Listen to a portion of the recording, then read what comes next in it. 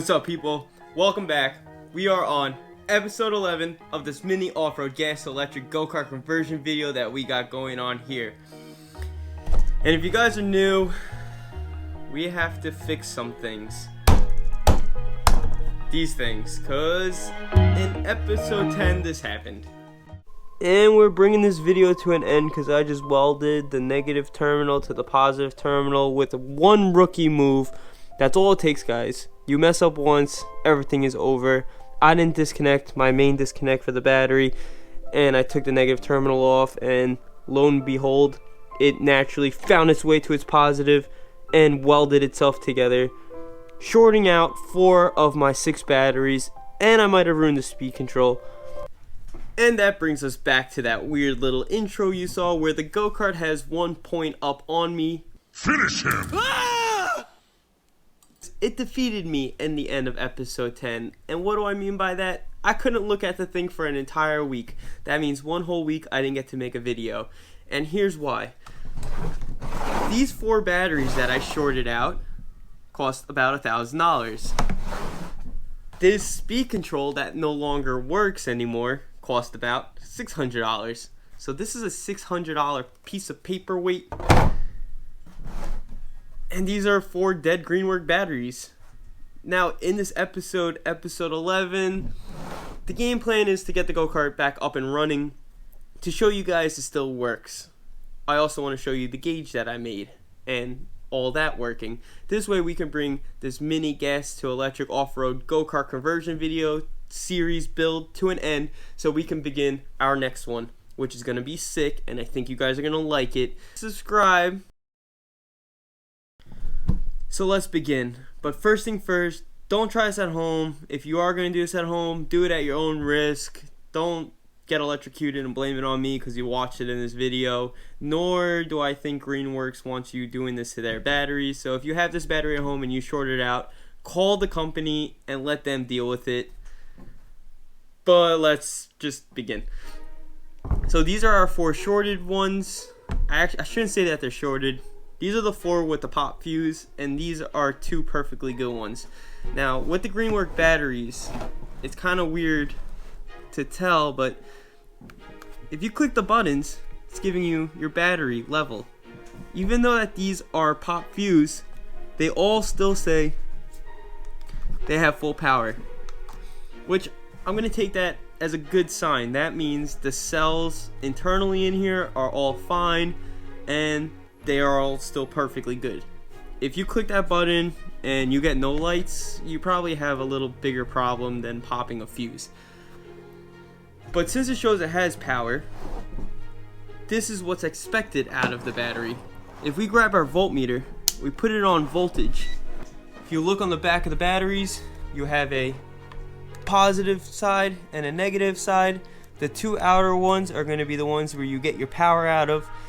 If we take one of our pop fuse batteries and we put our positive lead in the positive side, and we take our negative lead into the negative side, we get a whopping 3, 2, 1, 0 volts. Alright, so even though the battery says it has full voltage, there's 0 volts coming out the back. Now if we take one of our good batteries and do the same test to it, we got 80.6 volts. So that's normal. This is not normal. Now we got that out of the way, let's take one of these apart and see what's going on inside of it. Since Greenworks doesn't want you doing this from the factory, you're gonna have to go out and buy a security bit set. And what these are, they're all these little fancy bits. I know the camera can't zoom in and see them, but it's basically a torque bit, the one you're going to use, but it's a hollow-ended torque bit. So we take our hollow-ended security torque bit and we undo the 4 screws around the outsides. And removing those 4 screws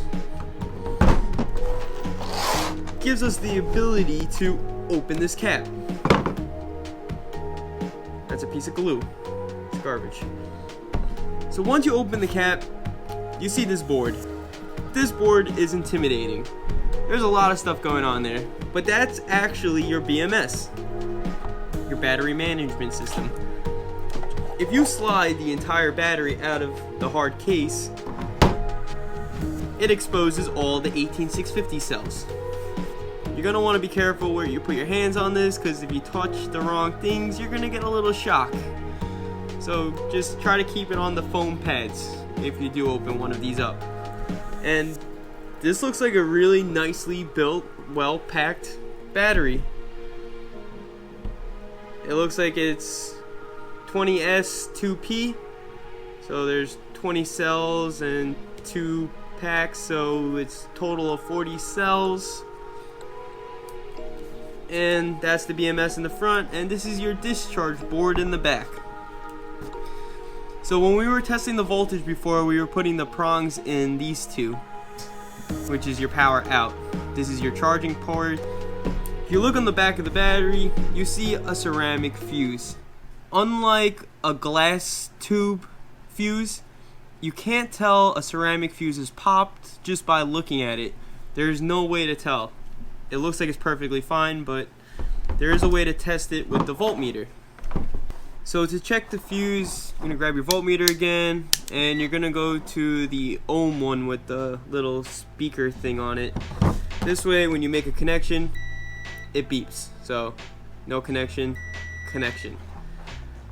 Then you're gonna go to the top and to the bottom of the fuse and touch it. And there's no beep. That means the fuse popped. Because if we take one of our brand new fuses that we got here and we put one lead on the top and one lead on the bottom, it shows it's connected. So that confirms that the fuse popped. One more time. Top, bottom, nothing. So with that, let's get to soldering. So here are the tools. Just a simple soldering iron. I got 1640 tin lead rosin solder, simple stuff. We got our flux in there.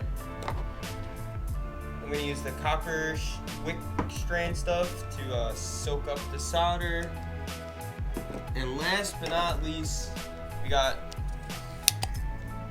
our solder sucker. Alright, so one more time. It's gonna be this prong and this prong. Those are the two with the soldering.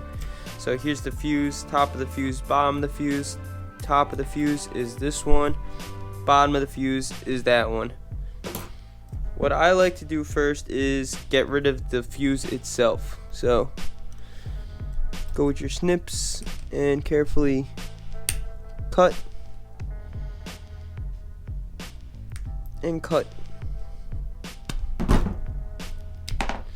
So cut the two, remove the fuse. Now that we got that out of the way,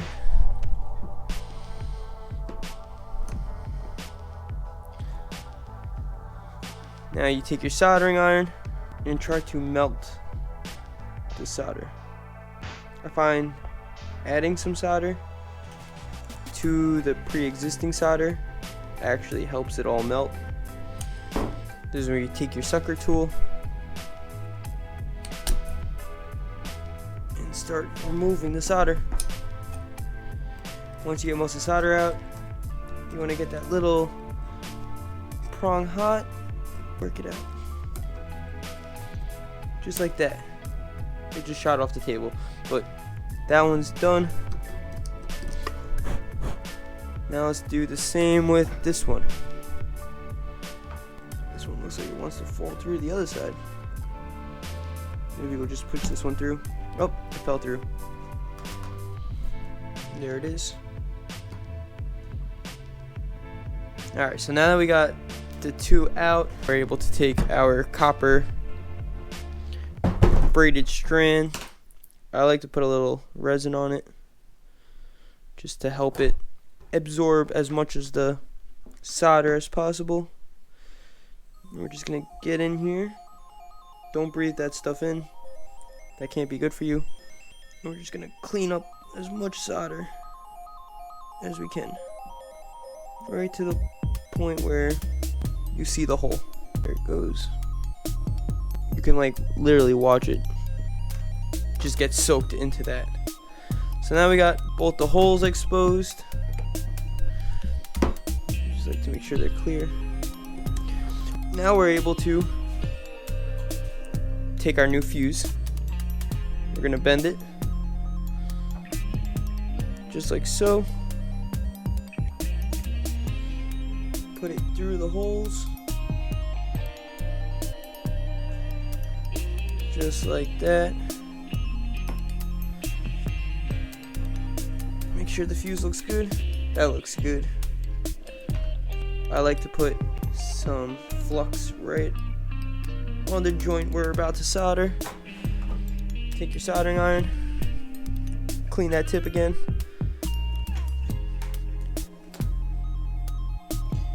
Get your solder.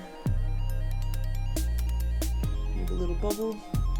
One side's done, and the other side is done. And we take our snips and we go snip and snip. We'll be careful with that. And that's how it's done. We got our new fuse back in.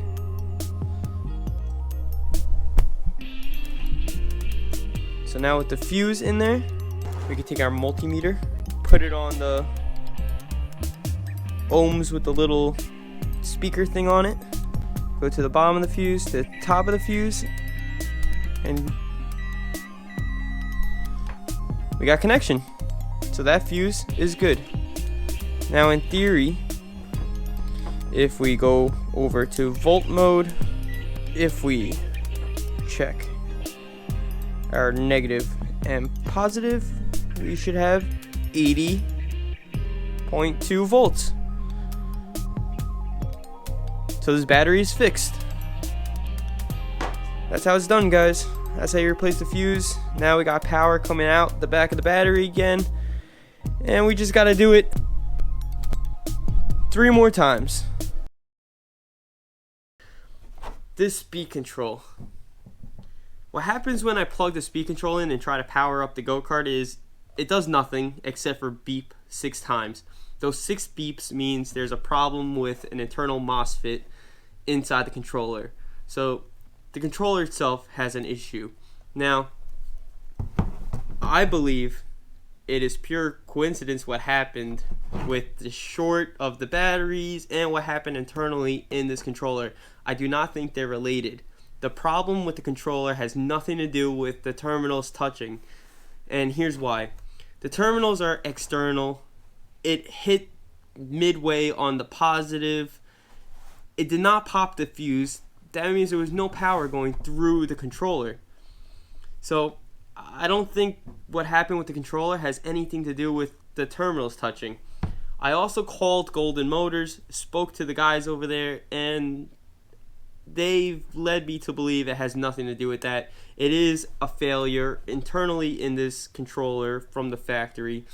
And what the guys over at Golden Motor did, this is Golden Motor China, not Canada, they sent me an entire another controller for cost.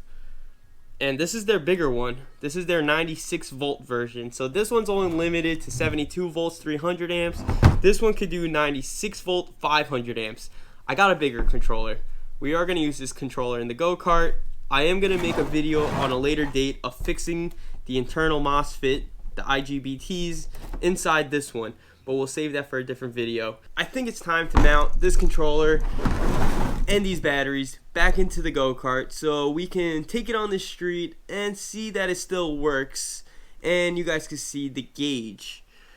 Now, if you guys are even still watching, there's probably only like 4 people that made it to this point in the video, because I understand that this video is a little boring, but I had to get this stuff done just to get the Gokart moving, just so we can finish it, so we can move on to our next build.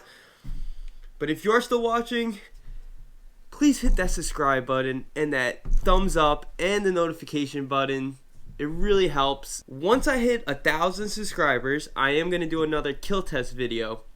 And if you're unfamiliar of what a kill test video is, it's basically when I fully charge these batteries and I'll put it in the Gokart. I'll set a timer on my phone. We'll go out and ride it.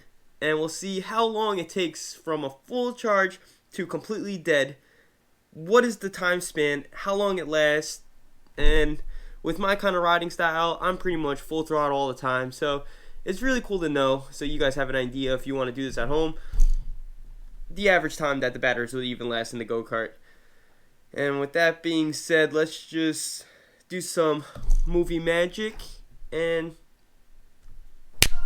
just like that, it's all back together. We have the batteries back underneath the Gokart. We have our brand new big speed control mounted onto the back of it. And I learned from my mistakes. Check that out. We got rubber terminal covers to protect the terminals. I should have done that the first time around, but sometimes you gotta learn. Now, the only downside to this whole thing is I have no idea why it's doing this. If we power on the Gokart, my acceleration amps and driving amps for some reason are stuck. This one's reading 12.6, this is 6.1. I have no idea why it's reading that. I don't know if it has anything to do with when I shorted out the batteries. These were hooked up and they were on, but it is a Hall effect sensor on the wire, so I don't know how it being shorted would damage the sensors, but the whole point of making the video is to show you guys this, and they don't work. But the voltmeter does work. So if you know why that doesn't work, just write it in the comments below. I would like to fix it. I might just have to buy new ones, but other than that, if we step on the gas, the Gokart goes forwards. If we flip this switch, the Gokart goes in reverse. So power, forwards, reverse, and this is the water pump, which it works too. It's just really hard to tell, but it definitely does work. So now that we got the batteries and the controller hooked up, I'm not too sure if this is gonna act any different than the other controller, because I still have the same amount of power powering everything. It might change the acceleration. I'm not too sure. So now that the Gokart is all up and running, it is 10:24. It's gonna be dark out, but I'm gonna throw the GoPro on the chest mount and we're gonna take it out on the street to see if it handles any different with our new speed control. And I just want to make sure everything works, and I'm just pumped to get it back together. So let's go throw this on my chest and go on the street. Alright, so let's power it up. Man, it sucks that these don't work.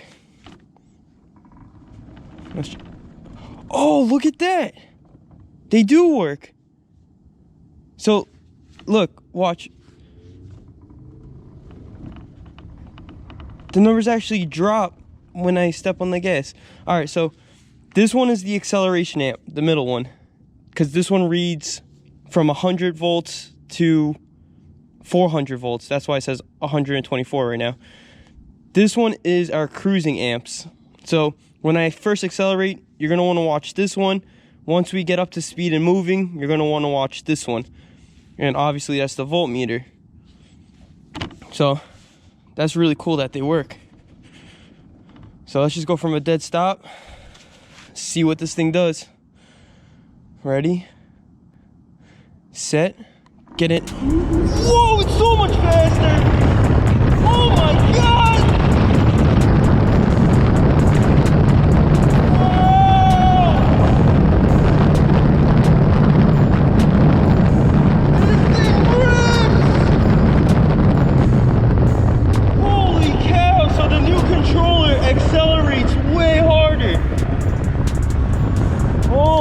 God, this is amazing. Yes, yes, yes, yes, yes, yes, yes. Let's go on the sidewalks. Sidewalk ramp. Oh, oh, into the street. Yeah. Definitely not gonna have tires after this. Rip it. Yeah. All right, this was a success. Let's bring it home. Let's bring this video to an end. This thing is great. Get in it! Man, look at the bolts drop. So, since we got Max here, we're gonna bring this video to an end.